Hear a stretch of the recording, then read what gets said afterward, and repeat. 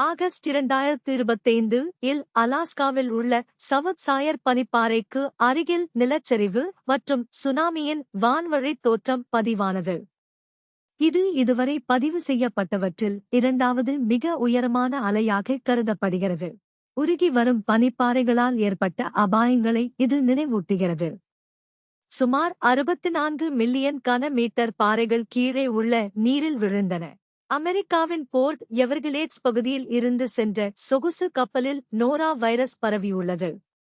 அதில் இருந்த 115 பேருக்கு தொற்று ஏற்பட்டுள்ளது. பாதிக்கப்பட்டவர்களுக்கு வாந்தி, பேதி போன்ற அறிகுறிகள் தென்படுகின்றன. கலப்பட உணவு, தண்ணீர் அல்லது மேற்பரப்புகள் மூலம் தொற்று பரவும் வாய்ப்பு அதிகம் என நோய் கட்டுப்பாடு மையம் தெரிவித்துள்ளது. பிஃபா உலக கோப்பை கால்பந்து தொடர் ஜூன் 11 முதல் ஜூலை 19 வரை நடைபெற உள்ளது.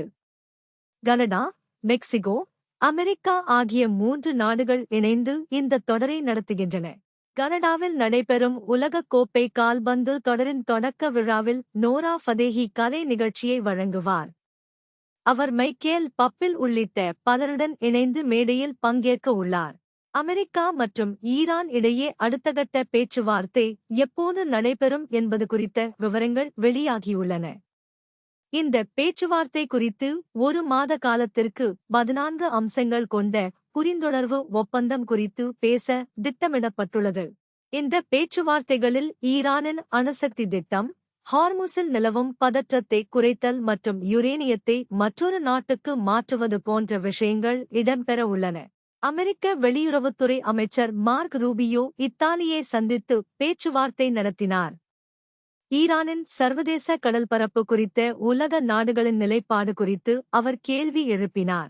செய்தியாளர் சந்திப்பில் ஈரானை அச்சுறுத்தலாக கருதும் நாடுகள் செயலில் இறங்க வேண்டும் என்று வலியுறுத்தினார்.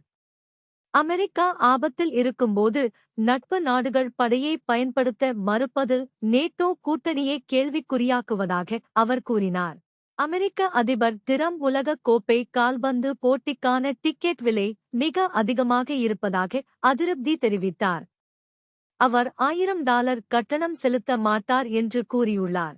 சாதாரண உழைக்கும் வர்க்கத்தினர் இவ்வளவு அதிக விலையில் டிக்கெட் வாங்க முடியாது என்று கவலை தெரிவித்துள்ளனர். பிபா தலைவர் ஜியானி இன்ஃபான்டினோவிடம் டிரம்ப் அதிருப்தியை வெளிப்படுத்தியதாக கூறப்படுகிறது. அமெரிக்க பாலியல் குற்றவாளி ஜெஃப்ரி எப்ஸ்டீன் தொடர்பான 35 லட்சம் பக்க ஆவணங்கள் நியூயார்க்கில் ஒரு நூலகத்தில் வைக்கப்பட்டுள்ளன. இந்த ஆவணங்கள் அமெரிக்க நீதித்துறையால் வெளியிடப்பட்டன.